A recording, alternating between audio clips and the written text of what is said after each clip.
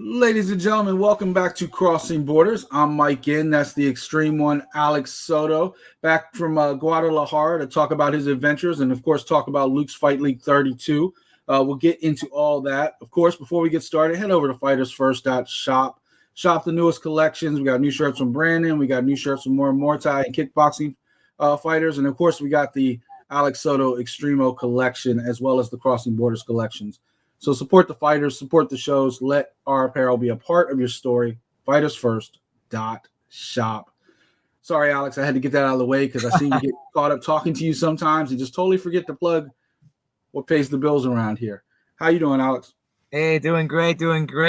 Fully recovered from the trip to Guadalajara. Fun time, man. I got to spend some time out there with some family and some friends out there. And I got to say, Guadalajara's as beautiful as they say it is. Did you bring me back any tequila or mezcal? Totally forgot. I'm so sorry. But I drank a lot for you, though. Remember that promo I said? Well, forget about the Extremo collection. Every other collection is available on the shop right now. I kid. I know you went down there a couple days earlier, too, to spend time with the family. Of course, you had Shorty Torres come down there. We'll talk about all that. Of course, LUX Fight League 32. We had the unification bout in the main event with Saray Orozco and Andrea Vazquez to talk about. A lot of exciting fights, especially on that main card. There was a lot of decisions on the undercard, but the main card was, finish. So we'll talk about that. We'll talk about Alex's adventures after we talk about the fight because we know you guys stick around. So stay tuned to the end of the show. Alex will tell you all about what he and Tori did running around the great country of Mexico from Guadalajara. I think Shorty even stayed longer than you did. I think he went like a couple more days all the way up to Tulum and everywhere. He was all over the place. So yeah, he's enjoying a much-needed vacation. I mean, yeah, dude, first of all, he's been training for fights with Brave, and then the fight gets postponed, and then he's back in camp again, and then the fight gets postponed. I mean, as a fighter, you can only go through so many camps before you're pulling out your hair, and you got to get that break. So yeah. I'm glad he got to get away. You guys, hadn't seen each other in 8 years? I didn't know it had been that long. I can't remember it. I didn't know that 8 years went by so fast. But I guess that's what I'm trying to think. We saw each other before that, but I can't believe it. It's been 8 years. That's freaking nuts, man. But I guess that kind of makes sense. Sounds like my marriage. Yeah. No, seriously, fast, we just celebrated our 8-year anniversary May 23rd. And oh, wow. Okay. It feels like yesterday. It feels like I was just getting yelled at yesterday. Like it's the same thing. It's the same thing. Damn, time flies, my man. All right, Alex, let's talk about LUX Fight League 32. The ladies in the main event, Saray Orozco and Andrea Vazquez. You had the Onion, Edgar Delgado going against victorious Vic Moreno. Of course, Lazy Boy Rodriguez, Tarzan, Aburto, a lot of great stuff. Of course, the Hammer, Mauricio, Alfonso. So a lot of stuff to talk about there. Let's go ahead and jump right into that main event, Alex. The ladies went to war, went all 5 rounds. Saray Orozco with the decision victory. And yes. if anybody watched the broadcast, they know that especially Shorty Torres was doing commentary with Alex for most of the main card. I think he took off the Edgar Delgado fight. We'll talk about that. I want to know why in a minute. But he was there for the rest of it. And you all seem to think, especially sitting case-sides, that the fight was a lot closer than I think it was. Really? The judges agreed with me. And if you watched it on TV, and I want to get your opinion from being cage-side, but if you watched it on TV, Orozco was the only one really landing. Like Vazquez was throwing these little pitter-patter shots that did nothing. They were just like, yeah, exactly. That goes to the whole argument we're having on the broadcast is, how effective the effective strikings, their cage control, how much that comes into play, and who was essentially did the most damage. Yeah, I think I texted you right as soon as it was over, and I was like, I don't know what you and Shorty are talking about. That was such an easy decision to come up with because if you watch it back on TV, especially, I mean, it's easier from TV for being than cage side with the judges. We give judges so much crap, but because they're right there next to it and having to judge on the fly. Well, we see on TV, we see every angle. We know what hit, what didn't hit. We know what it looks like, and it just looked like a clean, just destructive thing from Orozco. Vazquez was active, but she wasn't landing anything hard. She didn't hurt Orozco at all. And it just looked like Orozco was going right through her most of the time. And I think for the most part, I can't remember a point in the 5 rounds that Vazquez even landed a good shot on her. Well, it's interesting that you say that, because I'm like having like flashbacks of being there on the event and watching it. And one of the things that we talked about was how Orozco was kind of letting the fight kind of slip through her fingers. I feel like she just wasn't. I think, first of all, I don't think Orozco was I don't think that was a good performance. In my opinion, I think she was off. I think maybe that year off maybe did have some effect into her fight game. She didn't look accurate. She wasn't accurate at all in that fight. She was very slow to react on a lot of the exchanges, and she sat back a lot. And so that was the reason why I think Shorty and we both agreed on this, was like she's just kind of letting Vazquez just go off on her and being the aggressor, right? And so in my opinion, I felt like she was just not engaging enough.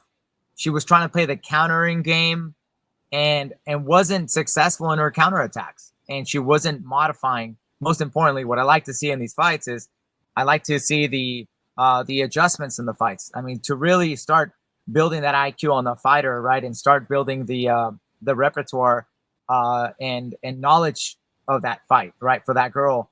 So when I was looking at Saray, she was not changing her game. Her game was the same. And in my opinion, I thought it was very risky because I don't feel that she was accurate throughout the fight. I don't feel like she was very aggressive enough in that fight, in those exchanges. But, ultimately it was the judges score it, the other way around. And I honestly, I don't think it was a great performance on either of these girls. It wasn't very I don't know. There wasn't a lot of action, I guess I want to say. So I'll agree with you and disagree with you on that point. For one, what I said about Saray Orozco has nothing to do with her performance. It had everything to do with the lack of a performance from Andrea. Left the door wide open, right? If Orozco wasn't fighting till the last minute of the round, right? Until the fifth round when Orozco came out hot. The first four rounds, she waited to the last minute and then did a flurry and kind of won the round. Because to me, Vazquez just wasn't taking advantage. She was doing these little pitter-pat shots to kind of stay active. And to your point of this was an amateur boxing fight where you're just trying to get points, that might have been something. But when you're a judge looking for damage, looking for control, I could see how the judges, and myself included, thought it was just a clean fight for Orozco because it wasn't exciting. There were times where I kind of wanted to doze off because it was just such a lack of action between the two. That me saying Orozco won easily is not an endorsement because it wasn't a great fight. Yeah, to me, it just didn't seem like there was any controversy whatsoever because Vazquez, for as much as Orozco was being lazy and sitting back and then would throw a flurry or two here and there in the round to win it, Vazquez didn't take advantage because there was a lot of times Vazquez wasn't throwing either. And then when she did, she threw these weak shots, like she wasn't going for it. And you had times where Orozco ended up on top whenever they got into a scramble. You had times where, especially the fifth round, where if you thought the fight was close, the fifth round, Orozco came out the first minute or so and dominated it and had Vazquez backing up with some of those shots. Was it a good performance by Orozco? No, I think she could do much better. You could definitely see she's been off for a year and hasn't been doing it. She was in the best shape I've ever seen her in her life. She had muscles on top of muscles. Yeah. Orozco was definitely in great shape. But like you said, ring rust, getting in that cage sometimes from a fighter who's been active like Andrea Vazquez. And then another thing, we talked going into that fight about Vazquez's advantage on the ground. When did Vazquez ever try to grapple? I think there was really no change up on either fighters on either camps. But I kind of stick to my viewpoint on my opinion. I think Vazquez was just the constantly attacking, constantly on the offense, and but she wasn't accurate, and that was really the only difference in the fight. Orozco had some really strong punches. She had more. She definitely had the significant size advantage. She had more powerful strikes, but there wasn't enough. There were very few. So, I disagree with the judges on this one, but that's just how this game is played, man. So I guess they're gonna have to either run it back or see if Vazquez earns a decision back to the top. I can see both, honestly, because there's not much. Like, we talk about what's next for these fighters. There's not really anybody sitting there waiting to fight Orozco. You had two younger fighters lower on the card with Baltazar and Padilla, but both those fighters are combined, each have like 4 and 3 fights each. They have 7 fights total between the two of them. Like, they're not ready for a title shot, even in a regional promotion. And you talk about, Shaka Romo's lost a couple, some of those other fighters in the division, and plus she's already lost twice to Orozco. So, like, you kind of wonder who could possibly step up. And you also don't know what Orozco has going on away from the cage. She just did a reality show. She has opportunities. She may go do something else while she's waiting. Vazquez can get a win, bounce back, and get right back into the title picture. But normally we kind of know what's next. I don't think I know what's next for either of these fighters. Do you? No, I really don't know. We'll have to see what Henry Briones pulls out here and for these girls and what's going up. But very interesting main event.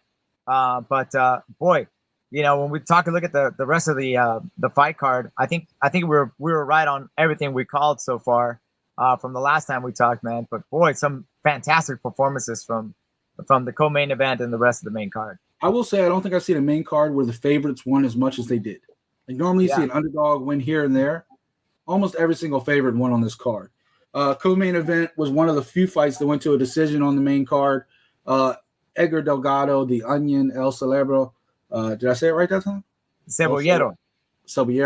I'm so close. I'm telling you, that Rosetta Stone, it's working. I'm getting closer.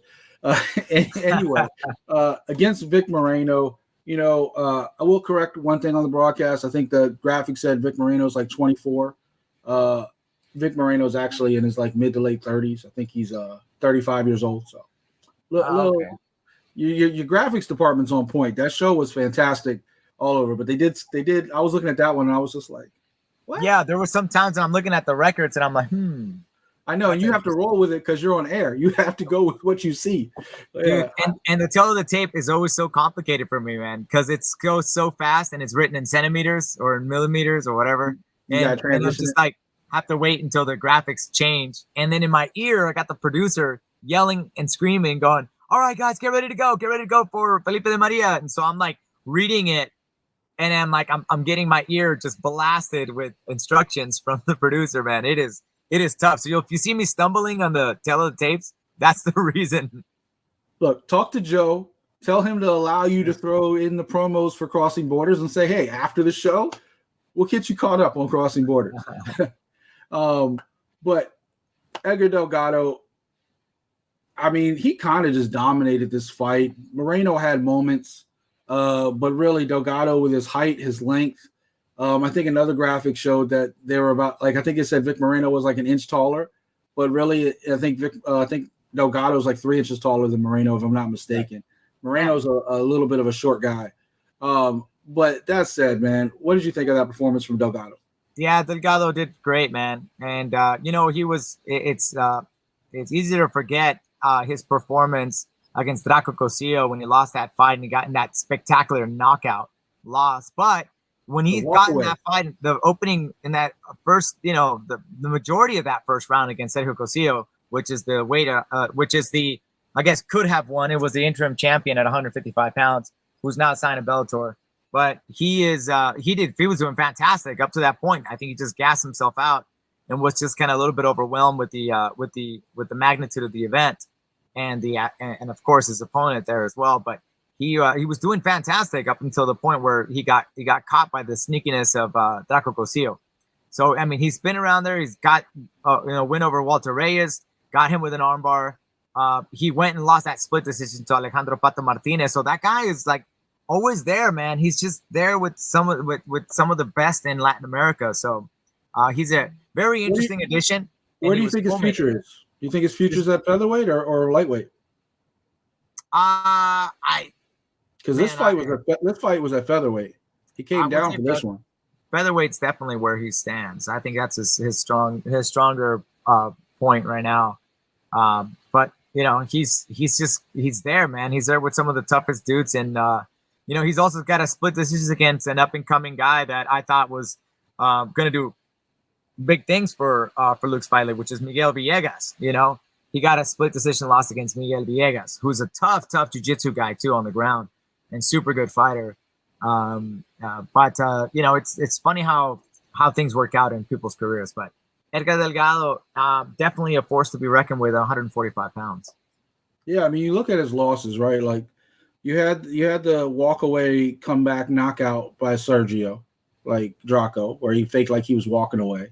Mm-hmm. Then you had 2 split decision losses, Pato Martinez, Villegas. Like those are tough losses, but he's went through in the process of that. You're talking about he's won out of those 3 losses. I think he's 8-3 in the last 11 fights. Like, and most of those wins have been decisions. Like it hasn't been, not decisions, finishes, not decisions. So he's done what he's supposed to do. I think you got to put him in especially if he's going to go down to featherweight. I think if he stays there, he definitely has to be in the title talk.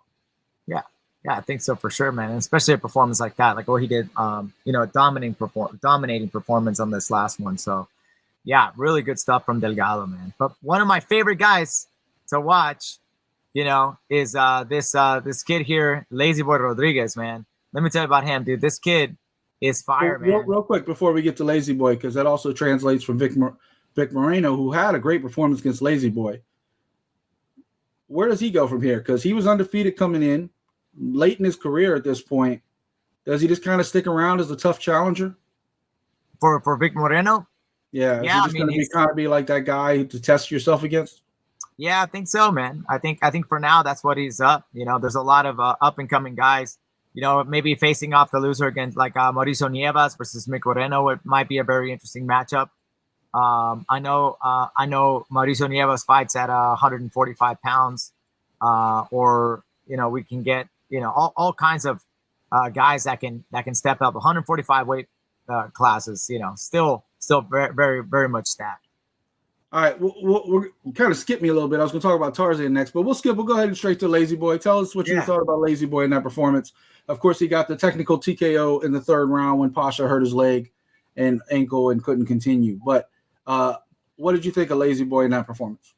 Well, for one, I thought it was really interesting that I was calling the fight with Shorty Torres, and Shorty Torres' competitive edge, right? He's just very angry, like he just wants to get in there and compete, right? Because he was training with Lazy Boy, so he was kind of rough. And he was rough on the on Lazy Boy. I at least I thought. I was like, damn, dude, this guy, you're harping hard on him. I think he's just expecting more out of him. Yeah, he was expecting more, but. But I think what happened here is I think they're just on 2 different wavelengths. Rodriguez is just Lazy Boy's just having fun. He's having fun. He's got an opponent, who's during the first the first round, I think he had him all figured out. He had him figured out well, and he already knew what he had to do. So he decided to. This is what I like about Lazy Boy, man. He throws up fun fights. He wants to enjoy himself, and he really, really gets really excited to fight. And when he's got his opponent already measured and timed, it's just a fun time for him. Like he's just throwing right hands and getting really decides to really take some risk in those combinations. He gets inside the pocket and starts fighting like a Mexican and gets clipped. He got clipped a couple of times, but he fights to put on a show, man. And it's really cool, man. Not always going to give you the best result, but nonetheless, man, that's what I really appreciate this kid. This kid's like, he's down to fight, man, and he puts up, and I respect that as a former fighter myself, because he's just like throwing down, man. I will say this about Lazy Boy. It's like this fun-loving guy until he gets in the cage, and then this switch goes off, and he goes into like this maniac mode. And like he is like crazy when he's in that cage. Like he's ready, like psycho. And you're talking about a guy, you're talking about his hands. A lot of people, you said it during the broadcast, actually, and a lot of people didn't know this, is that he was actually one of the training partners for Devin Haney getting ready for his fight against Loma that just happened a couple weeks ago. This kid has legitimate hands. He's had some up and downs in his career. It seems when he gets an opportunity, he hasn't cashed in. Dana White's Contender Series and other things. But since he's come back to LUX, just dominant. You're talking about a guy like Pasha Rodriguez, who's just very unorthodox, very hard to figure out.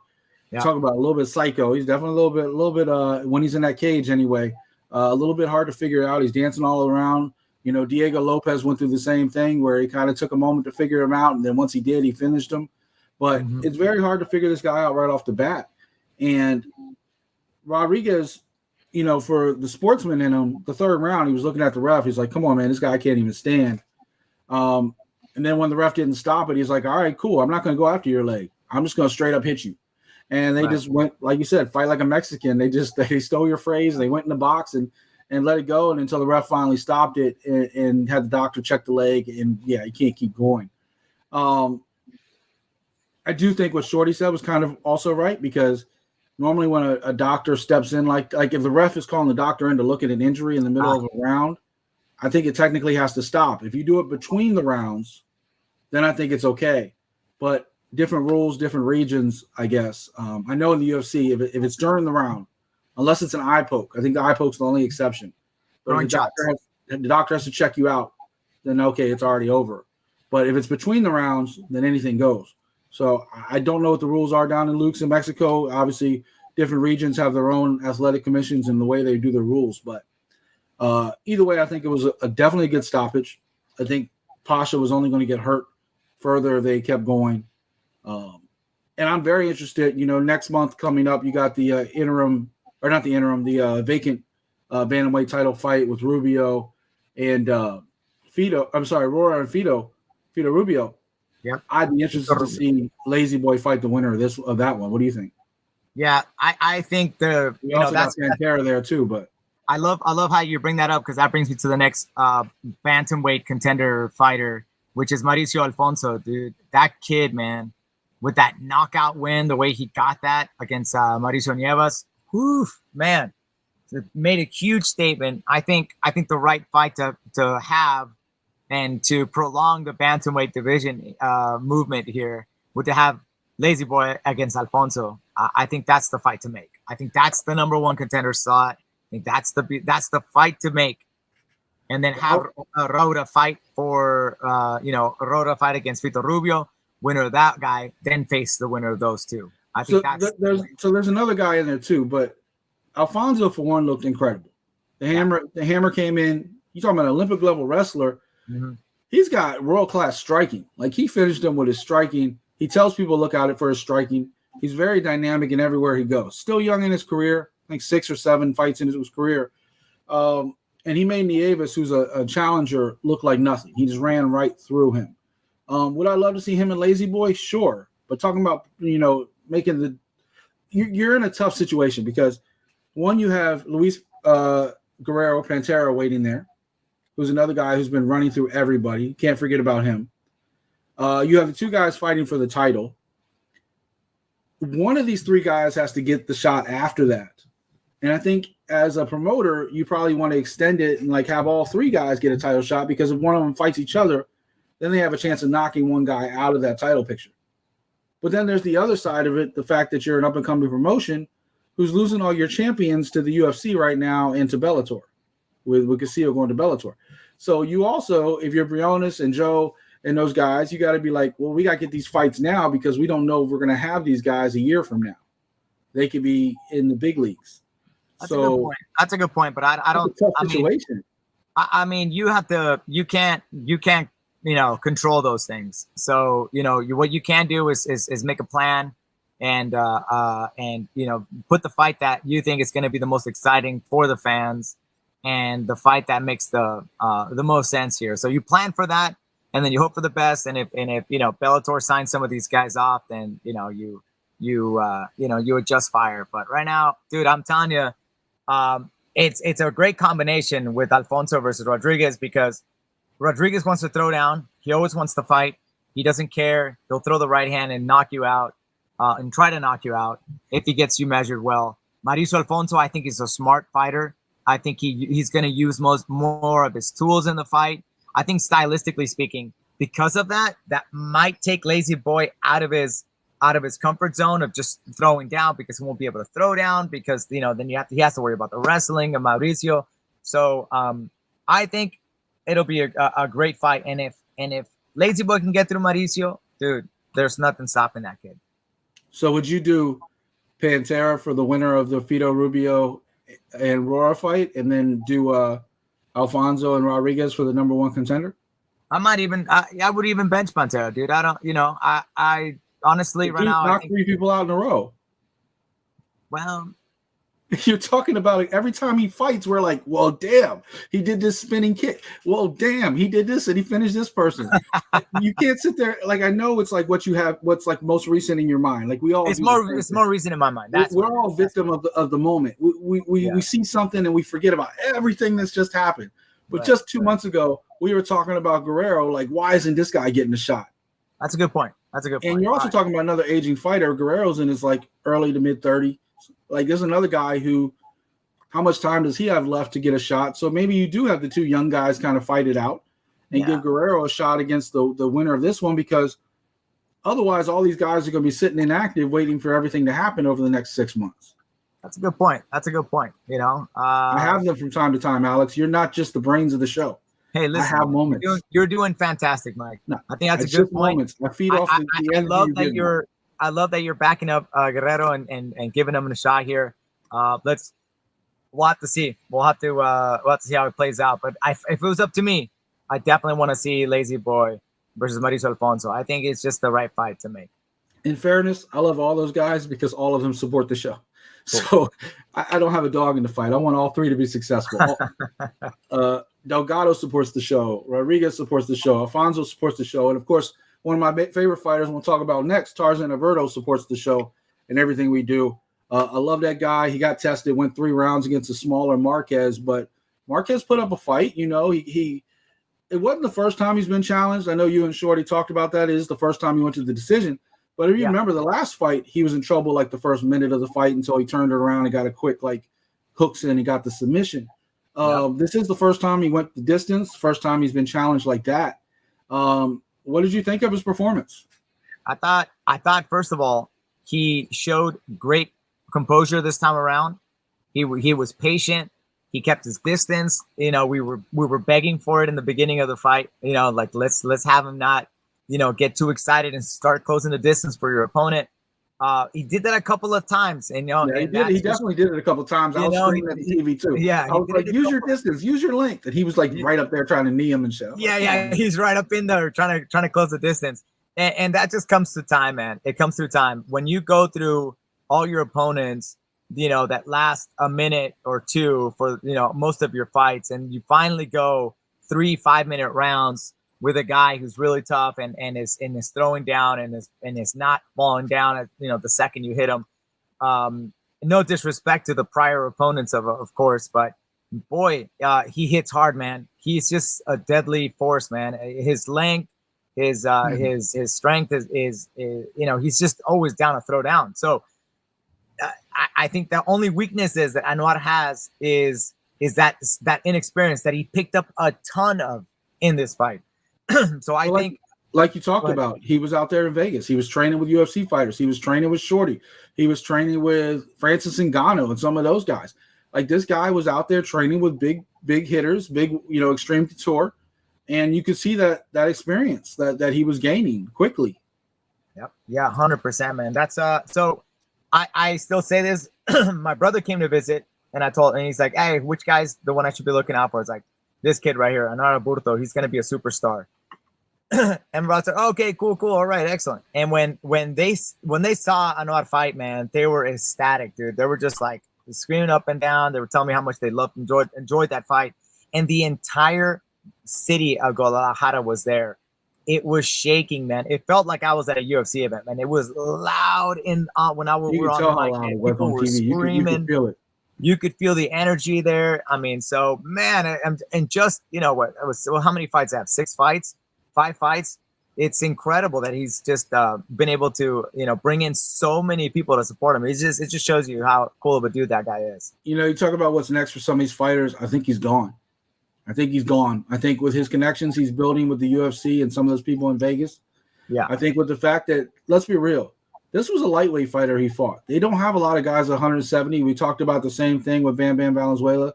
Like you don't have a lot of guys, bigger fighters in Mexico. A lot of them are the smaller, faster, quicker fighters. You don't have a lot of big guys. This dude's 6'6", fighting at 170. It reminds me of like Jalen Turner in the UFC, same thing. And Jalen took a while to figure out that he was tall and lengthy and could use his distance to keep people away from him. And I think Aburto will figure out the same thing of where is that perfect range for him, right? Yeah. Like, I know he wants to do the knees, and I know he wants to get the submissions, and I know he wants to do this. But you also have a very big advantage over anybody you step in that cage with, even if it's anything short of like heavyweight. Every other division is going to be a shorter fighter, and you're going to have that distance and that length. And he has to learn how to use that to make himself a more effective striker and use that to get inside to get the submissions he wants without getting caught. Yeah. You can't just 100%. Lead with your face. Yeah, he's going to go place. He's extremely talented. So I think I don't think he's leaving just yet. I don't want him to leave just yet. I think a couple more fights, some of these long drawn out fights, keep perfecting his craft, which is that distance and those very explosiveness. He's really good on the ground as well too. He's got such a good future. He's got a great future. I'd love for him to kind of tweak out some more stuff before he goes and goes to the deep water in the UFC. I definitely could see him on a Dana White's Contender Series soon. And honestly, I think Dana would be foolish if he didn't just give the kid a shot. Yeah. He's given other people who've taken time to develop, the Chase Hoopers of the world, that come in and then they have a setback and then they become better fighters for it because they did it all on the bigger stage. Yep. Then they have people like Sage Northcutt that had to take a second to go find himself, right? But then Sage came back stronger and had a big win and won this year when they made the U.S. debut. I feel like sometimes you got to put people in with the Sharks and see if they can swim, especially in the fight game.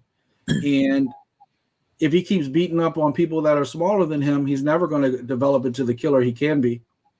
And you put him in the UFC or Bellator or PFL, you got other people just as big as he is, maybe not height-wise, but weight-wise, that could give him a challenge. And I think Aburto can definitely stand up to that challenge. I think he is one of those guys that could be special.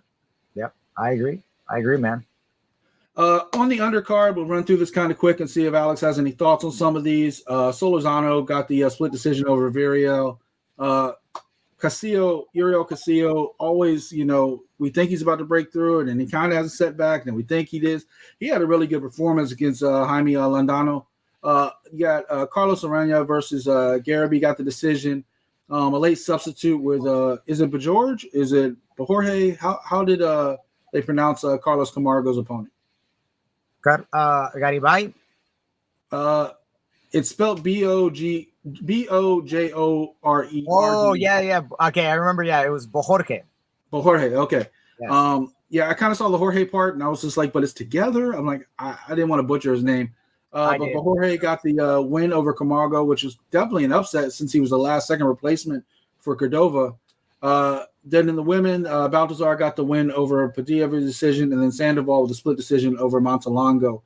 Any of those Challenger Series prelim fights kind of stand out to you? Yeah, just watching actually again Luis Solorzano with Luis Power Solorzano coming out with that big win. I thought it was awesome. I think the guy's always exciting. I'm a big fan of him. I love seeing him fight at the flyweight division. He's just a really powerful guy. So I'm excited that he got that win. He needed that one. Now I'd love to see him back in the mix again. Both guys had moments in that fight. I was really interested. I didn't think it was a bad decision at all. I just thought it could have gone either way. Because what you said in the main event, like power versus technical, you also saw Valerio getting a lot of like flurries here and there. And then Solorzano was swinging for the fences almost every time. So it was definitely a really fun fight. What are we going to do with Uriel Castillo? Oh man, he's just there, man. He's main card challenger. I know, man. And he's the younger brother of Sergio Castillo. So no, a lot of good things, man. He showed a lot of talent in this last fight, man. Against Jaime Londono, tough dude as well. He's been doing a lot of really good stuff, man. He's been fighting some of the best in the bantamweight division, and he's got a loss against Francisco Patron, Juan Pablo Gonzalez, got that split decision, loss. So, I mean, the kid's he's as good as they come at 135 pounds. I think he's just, only 25 years old. He's only 25.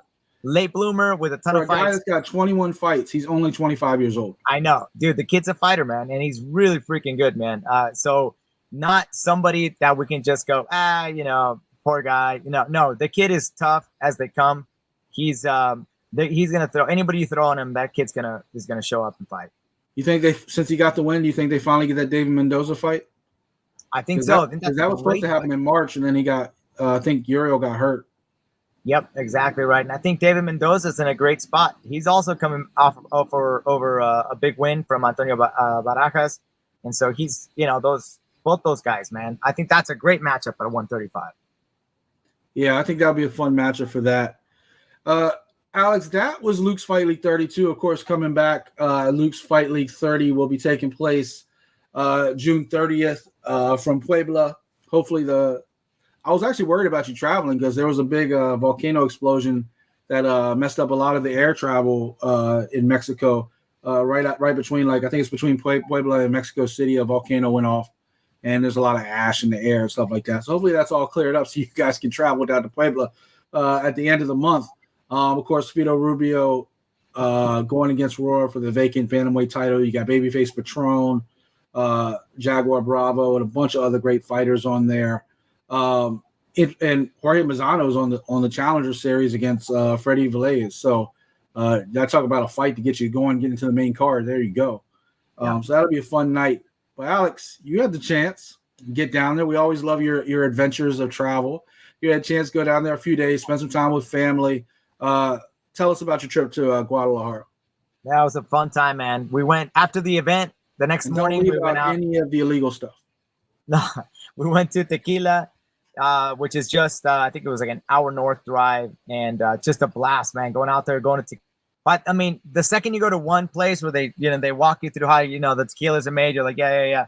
They throw a bunch of shots at you, and so you're taking shots. And by the time you leave that one place, like within 45 minutes, you're already kind of wasted if you're not a big tequila drinker. And so from there, we went to this other restaurant place. From the Bud Light they feed you in the Army. Oh man, dude, I'm telling you, dude, it was a blast, man. We walked around all over Tecate.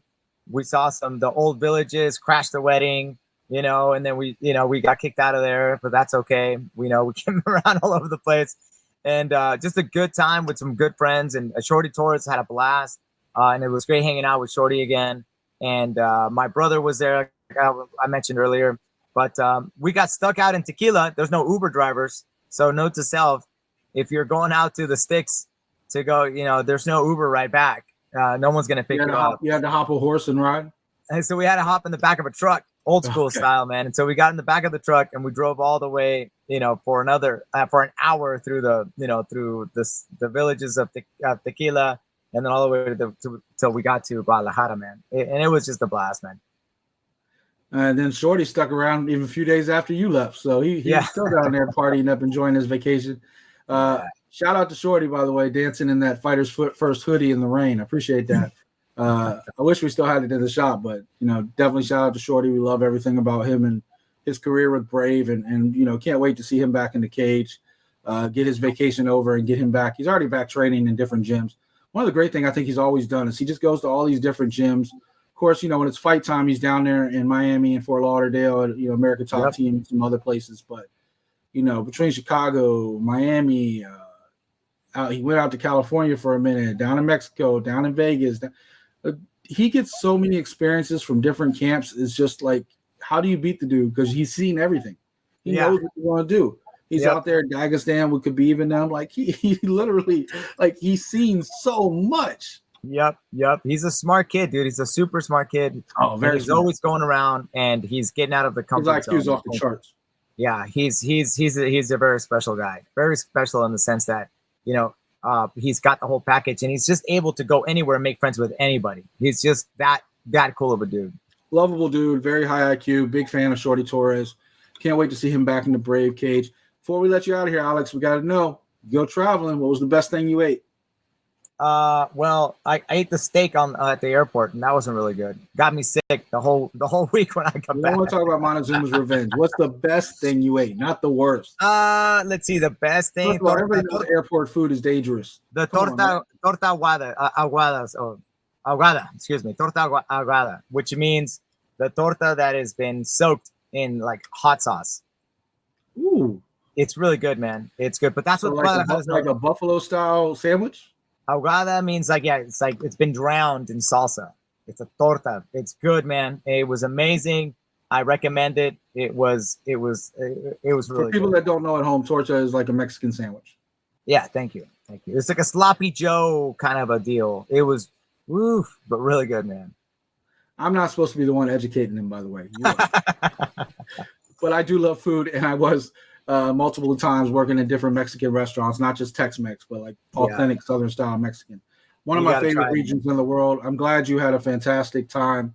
We will be back in a couple weeks to talk about previewing Luke's Fight League 33, make our predictions for the title fight before Alex heads down to Puebla and witnesses another great card. Any final words before we get out of here, Alex? No, but I just hope that Popocatépetl, which is the mountain that's been blowing up, which is in Puebla, which is where I'm going, stays asleep and doesn't blow up on me, because that would suck.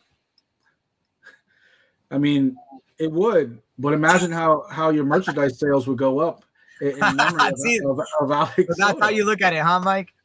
I'm a businessman. I'm a businessman. Fighters First is blowing up right now. We're having one of our greatest months ever. It is thanks to everybody at home. So, hey, when Alex passes away, imagine the collector's items that will be available. Go crazy. At FightersFirst.shop. We got Crossing Borders merch. We got Alex Soto merch. FightersFirst.shop, where you can get all the post-mortem Alex Soto merch from when he gets caught in a volcano. Because Alex is crazy enough to go up and look at the volcano up front. I will do it, dude. I don't care. I'll take a look. He'll be the first. Like, hey, Alex, what are you doing on your day off? I'm gonna go to the volcano, see what's up. All right, ladies and gentlemen. I hope you guys enjoyed Luke's Fight League 32. It was a blast. Looking forward to 33 and talking about that in a couple weeks. I'm Mike Ginn. That's Extremo Alex Soto. This is Crossing Borders, and we're out.